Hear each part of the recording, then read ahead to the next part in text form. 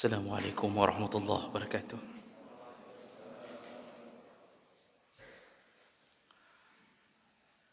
Innal hamdalillah nasta'inuhu wa nastaghfiruh wa na'udzu bihi min shururi anfusina wa min sayyiati a'malina. May yahdihillahu fala mudilla lahu wa may yudlil fala hadiya lahu. Asyhadu an la ilaha illallah wahdahu la syarika lahu wa asyhadu anna Muhammadan 'abduhu wa rasuluhul karim. Allahumma shalli wa sallim على نبينا وسيدنا محمد وعلى آله وأصحابه أجمعين أما بعد رب اشرح لي صدري ويسر لي أمري واحلل عقدة من لساني يفقهوا قولي. Segala puji bagi Allah, kemudian salawat dan salam kepada Rasulullah, pada keluarga dan seluruh sahabat-sahabatnya. Jemaah salat subuh yang Allah muliakan insya-Allah di dunia dan di akhirat. Setelah kita beberapa pertemuan membahas tentang amalan-amalan yang menyebabkan Allah mencatat pahala sebesar pahala haji dan umrah, dan kita telah selesaikan pembahasan itu. Yang terakhir di pertemuan sebelumnya yaitu tentang orang-orang yang merencanakan umrah atau pergi umrah di dalam bulan Ramadan, maka pahalanya sama seperti pahala haji. Baik, kita akan berpindah ke bab yang lain. InsyaAllah mulai pada subuh hari ini kita akan membahas tentang amalan atau perbuatan yang Allah membalas persis seperti perbuatan tersebut. Ada perkara-perkara yang Allah Subhanahu wa taala membalas perbuatan hamba tersebut persis seperti apa yang dilakukan hamba.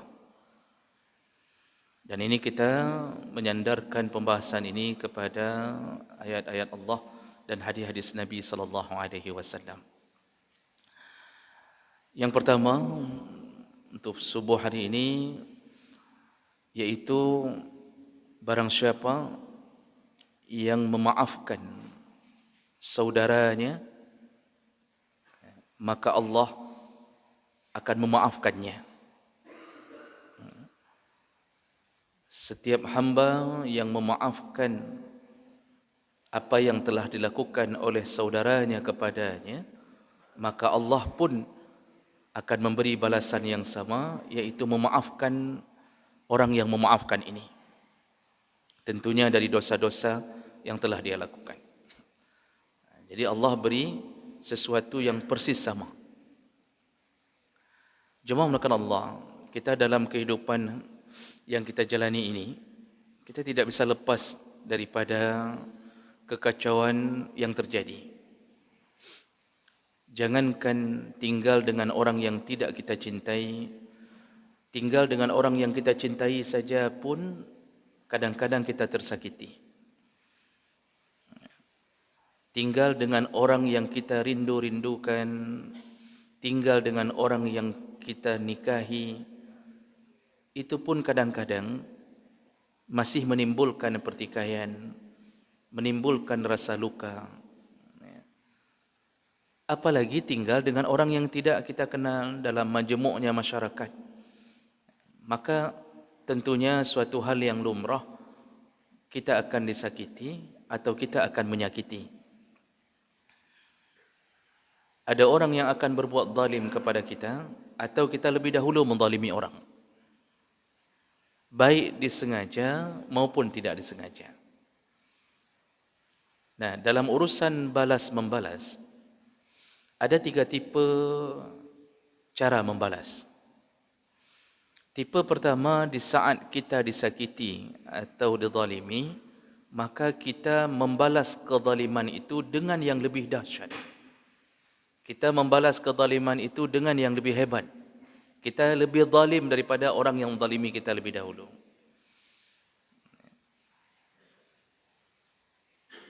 dikeluarkan darah kita dan kita membalasnya dengan membunuh orang tersebut. Jadi misal jari kita dipotong tapi kita tidak membalas sesuai, tapi kita membalas lebih hebat daripada yang dia lakukan. Di saat dia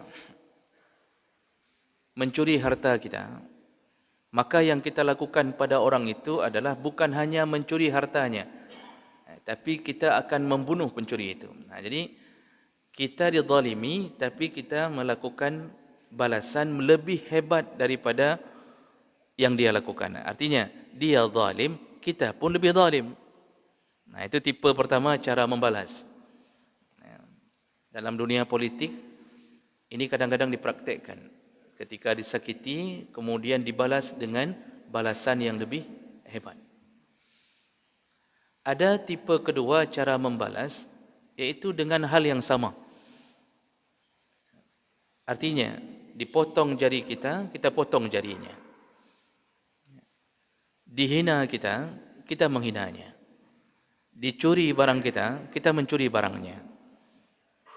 Digores mobil kita, kita berhenti lalu kita menggores mobilnya.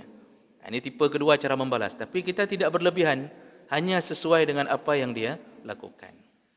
Ini tipe kedua cara membalas kejahatan orang. Kedua-dua tipe ini dalam agama tidak dianjurkan kecuali apa yang telah disetujui dan diridai oleh hakim. Jadi contohnya kalau dalam hukum Islam itu ada hukum qisas. Kita dibunuh, kalau hakim memvonis bahawa kita berhak membunuh balik atau disebut dengan qisas, maka di saat itu terjadilah qisas. Tapi bukan kita yang melakukannya, tapi pihak hakim. Dia yang membunuh orang yang telah membunuh. Dia memotong tangan orang yang telah memotong tangan. Tapi ketentuannya adalah syariat. Setelah divonis oleh hakim berhak untuk dibalas dengan perbuatan yang sama. Jadi intinya kalau langsung melakukan perbuatan tersebut, kedua-dua tipe ini tidak dianjurkan dalam agama. Tipe ketiga adalah pilihan Allah, pilihan Nabi. Apa dia? Ketika kita dizalimi, ketika kita disakiti, kita tidak menzaliminya dengan lebih hebat, kita tidak membalas sesuai dengan kezaliman dia, tapi bahkan kita memaafkannya. Dan ternyata inilah pilihan yang sangat dicintai oleh Allah Subhanahu wa taala. Allah punya sifat afun. Makanya kita kadang-kadang memuji Allah, Allahumma innaka afun tuhibbul afwa. Ya Allah, Engkau Maha Pemaaf dan Engkau mencintai orang-orang yang memberi maaf. Fa'fu anna, maka maafkanlah kami. Jadi sifat Allah memaafkan.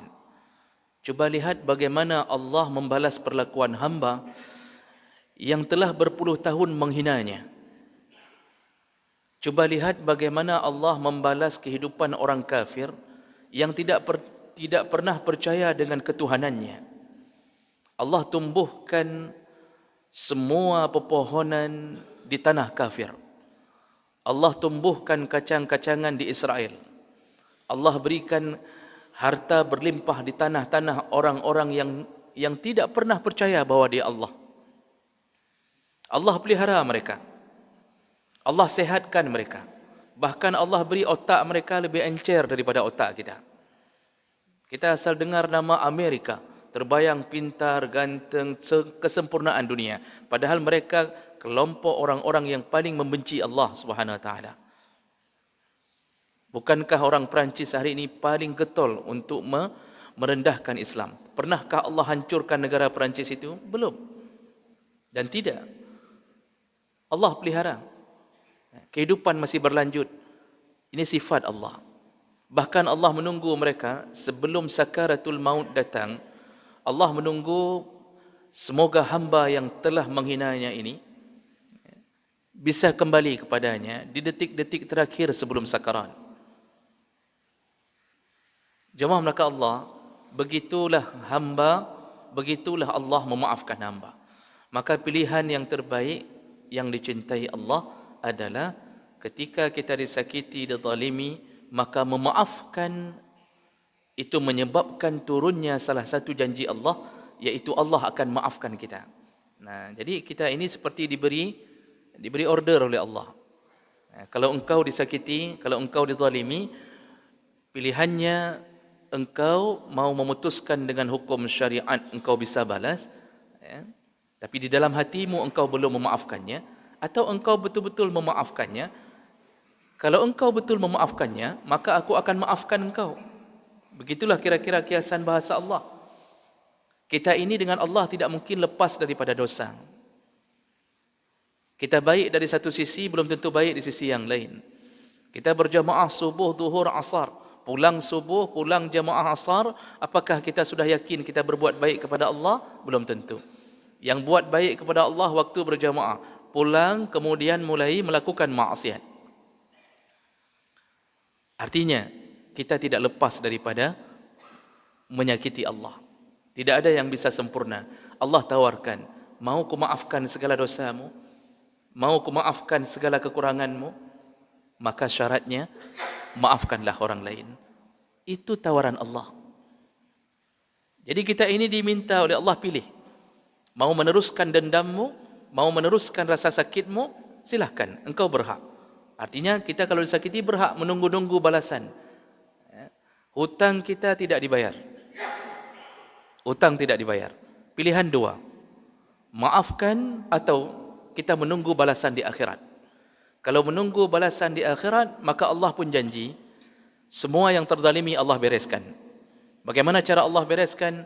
Semua yang pernah menyakiti hamba yang lain, semua yang pernah menumpahkan darah hamba yang lain, semua yang pernah menyakiti kehormatan orang lain, yang menghinanya, mengupatnya, mengejeknya, semua orang yang pernah menyakiti harta orang lain, mencuri, merampok, tidak bayar hutang. Itu tidak bayar hutang itu pancuri. Cuma pancurinya dengan lemah lembut, datang dengan air mata, mengiba-iba memohon 15 juta. Ketika sudah kita beri, dia tidak membayarnya. Nah, gantian kita yang berurai air mata. Itu pencuri juga, cuma pencuri dengan cara berhutang. Pilihannya dua. Kalau mau tunggu akhirat silahkan. Allah tidak akan menyelesaikan sampai kita rida. Artinya Allah tidak akan memaafkan orang yang tidak bayar hutang itu sampai kita memaafkan. Kalau kita tidak maafkan, apa yang terjadi di akhirat? Allah ambil amal saleh daripada orang yang tidak bayar hutang itu.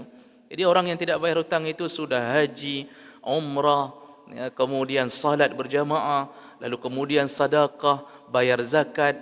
Yang enggak ada sama dia apa? Bayar hutang. Ada tipe begini. Kalau amal baik-baiknya minta ampun. Yang bayar hutang han.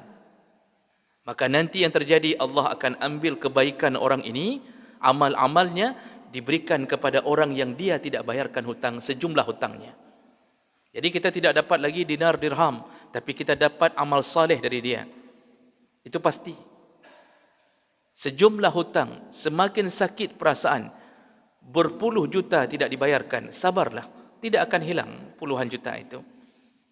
500 rupiah pun tidak akan hilang. Selama kita tidak memaafkan di dunia, Allah selesaikan di akhirat. Artinya, kita dapat hak kita kembali. Oh, tidak cukup amal saleh dia membayar hutang kita, maka amal buruk kita akan dicampakkan kepadanya. Maka kadang-kadang kita masuk surga dengan hutang yang kita sabar. Dengan urusan hutang yang kita sabar di dunia. Asal ketemu sama dia, kita gusuk-gusuk dada. Bahkan ada yang lebih reman orang berhutang daripada kita yang memberi hutang. Sudah dia yang membelalakkan matanya ke kita. Seharusnya kan kita. Tapi kita sabar, maka Allah bereskan di akhirat. Itu pilihan pertama. Tapi pilihan kedua, Allah Subhanahu Wa Taala menyebutkan, kalau engkau memaafkannya, dalam surah Al-Baqarah Allah sebutkan, ketika kita memaafkan hutang kita, maka fahuwa khairul lakum. Itulah pilihan terbaik bagimu. Maksudnya apa? Memaafkan hutang dengan jumlah sekian juta. Setelah kita lihat ternyata dia benar-benar miskin, ternyata benar-benar dia bangkrut, ternyata benar-benar dia tidak mampu, maka Allah mengatakan itulah pilihan yang paling baik untukmu. Apa maksudnya? Allah maafkan dosa-dosa kita karena kita telah memaafkan rasa sakit hati kita kepada orang. Jadi pilihan kita di dunia hanya dua. Ya. Jadi jemaah maka Allah Subhanahu wa taala, maka siapa yang memaafkan kesalahan saudaranya, dipastikan dia akan mendapatkan hal yang sama dari Allah. Allah akan maafkan dirinya. Huzaifah Al-Yamani, salah satu sahabat Nabi, pernah memberi hutang kepada sahabat yang lain. Ternyata sahabat yang berhutang ini tidak mampu membayar, tapi sayangnya dia tidak berani melaporkan keadaan dirinya kepada Huzaifah. Akhirnya Huzaifah mendatangi rumahnya untuk menagih hutang. Dan dia bertemu dengan orang tersebut. Lalu Huzaifah bertanya, kenapa engkau menghindariku selama ini? Kenapa engkau ketika aku cari tidak pernah ada? Nah, ini kebetulan hari ini dia bertemu. Lalu orang ini mengatakan, aku malu bertemu denganmu ya wahai Huzaifah. Sesungguhnya aku belum punya uang hari ini untuk kubayar hutangmu. Lalu Huzaifah berkata, benarkah? Apakah betul engkau tidak mampu? Benar-benarkah engkau sudah tidak mampu lagi bayar hutang? Dia mengatakan, benar, demi Allah aku benar-benar sudah tidak punya harta untuk bayar hutang. Maka aku menghindar darimu, bukan menghindar dari hutang, karena aku malu bertemu denganmu. Lalu kemudian Huzaifah mengatakan, kalau benar apa yang engkau katakan, maka hari ini Allah menjadi saksi di antara kita. Ku maafkan semua hutang-hutangku kepadamu. Nah, jadi Bapak Ibu maka Allah, soal memaafkan hutang ini, itu lihat orang. Kalau orang itu tidak bayar hutang dengan sengaja, dan bahkan itu menjadi hobi dia. Ternyata dia bukan hanya berhutang pada kita. Hampir semua orang dia berhutang, dia tipu. Dia tidak bayar. Memang orangnya jahat. Sudah berhutang, kemudian tidak ada rencana memohon maaf. Orangnya jahat. Memang itu hobinya. Sudah banyak korbannya. Maka orang tipe begini, itu tidak perlu dimaafkan. Karena dengan memaafkan, akan menjadi sebuah kebiasaan yang dia lanjutkan. Mana yang orang kita maafkan? Yaitu orang-orang yang setelah berhutang pada kita, lalu kemudian tidak mampu membayarnya, benar-benar tidak mampu, jatuh miskin, usahanya bangkrut, dan dia jujur, dia datang, dia mohon maaf. Dia mohon maaf, dia katakan bahawa belum ada uang, tunggulah sebentar, sabarlah sebentar. Nah, orang-orang beginilah yang dianjurkan agar dimaafkan hutangnya. Maka kita tidak dapat apa-apa lagi dengannya. Mungkin 15 juta hilang begitu saja hanya dengan memaafkan. Tapi ketahuilah, tidak hilang sama sekali di sisi Allah. Tidak hilang sama sekali di sisi Allah. Allah akan mengganti dengan balasan yang sama. Artinya, kalau seandainya Allah mengatakan kepada kita, engkau telah memaafkan hamba-Ku yang telah kubuat miskin, karena yang membuat miskin Allah. Engkau telah memaafkan hamba-Ku yang telah kubangkrutkan usahanya, maka aku pun memaafkanmu di hari yang tidak ada maaf kecuali maaf dari Allah Subhanahu wa taala. Maka ini janji Allah. Inilah perbuatan yang persis dibalas dengan hal yang sama. Jemaah menekan Allah. Di sisi yang lain, memaafkan kesalahan orang, memaafkan kezaliman orang terhadap kita, itu akan menimbulkan efek terbalik. Dari bencinya dia, biasanya akan berubah menjadi cinta. Dan ini jaminan Allah. Allah Subhanahu wa taala menyebutkan di dalam surat Al-Fussilat 34-35, Allah mengatakan, la tastawil hasanah wala sayyi'ah, idfa' billati hiya ahsan. Pertama Allah mengatakan tidak sama orang berbuat baik dengan orang berbuat jahat. Balaslah kebaikan, balaslah kejahatan dengan kebaikan. Kemudian Allah sambung, fa izal ladzi bainaka wa bainahu adawatun. Lihatlah kalau engkau membalas kejahatan orang dengan kebaikan, yang dulu dia adalah musuh nyatamu, ka'annahu waliyun hamim. Tunggulah, dia akan menjadi teman setiamu. Ini salah satu janji Allah bahawa kalau kita memaafkan kesalahan orang yang menzalimi kita, selain Allah maafkan dosa-dosa kita, ternyata ada efek yang membuat orang bisa mendekat ke kita. Dulu musuh, jadi kawan. Dan inilah yang dilakukan oleh Nabi SAW. Bukankah kita mendengar cerita-cerita tentang kemurahan hati Nabi setelah disakiti, dilempar kotoran lembu ketika dia salat, bagaimana dia dihina oleh Umar bin Khattab, bagaimana dia dihina oleh sahabat-sahabat Muawiyah bin Abi Sufyan yang berencana membunuhnya. Semua orang-orang yang pernah menghina Nabi, ketika Nabi berbuat baik kepadanya, maka semua mereka menyatakan sumpah setianya kepada Nabi. Dulu Umar berencana membunuh Nabi, bencinya kepada Rasul. Tapi begitu dia melihat bahawa Nabi ternyata bukan yang seperti disangkakan orang, berubah hati Umar 360 derajat. Dulu benci, sekarang sayangnya minta ampun. Siapa yang berani mengganggu Nabi, maka Umar lah yang menjadi tameng pertama. Padahal rujih kau benci ke Nabi. Gara-gara Nabi membalas keburukannya dengan kebaikan, Allah mengatakan, ka'annahu waliyun hamim. Lihat, orang akan berubah menjadi dekat kepadamu seakan-akan teman setia. Dan ini efek daripada memaafkan. Makanya kalau ada orang yang terlalu benci kepada kita, lalu kita maafkan, maka dia mulai berfikir ulang, ternyata orang ini tidak seperti yang difitnah oleh orang lain. Berubahlah dia menjadi teman yang paling setia. Nah, kemudian yang terakhir, jemaah melakukan Allah Subhanahu wa taala, orang-orang yang memaafkan orang lain, maka dipastikan dia diampunkan oleh Allah Subhanahu wa taala. Dan ini terjadi pada Abu Bakar radhiyallahu anhu, dan turun surat At-Taghabun ayat 14 karena sesuatu terjadi pada Abu Bakar. Kita tahu bahawa anak Abu Bakar radhiyallahu anhu, iaitu Aisyah radhiyallahu anha, itu pernah difitnah dengan cerita hadisul ifki. Dia difitnah bahawa dia selingkuh dengan Safwan ketika pulang dari perang, karena dia terlambat, lalu dia kehilangan jejak pasukan, dan akhirnya Safwan yang paling belakang yang menuntun Aisyah di atas kuda, sedangkan Safwan menggiring kuda dari bawah. Itu pun difitnah oleh orang munafik bahawa Aisyah sengaja terlambat untuk bisa bertemu Safwan.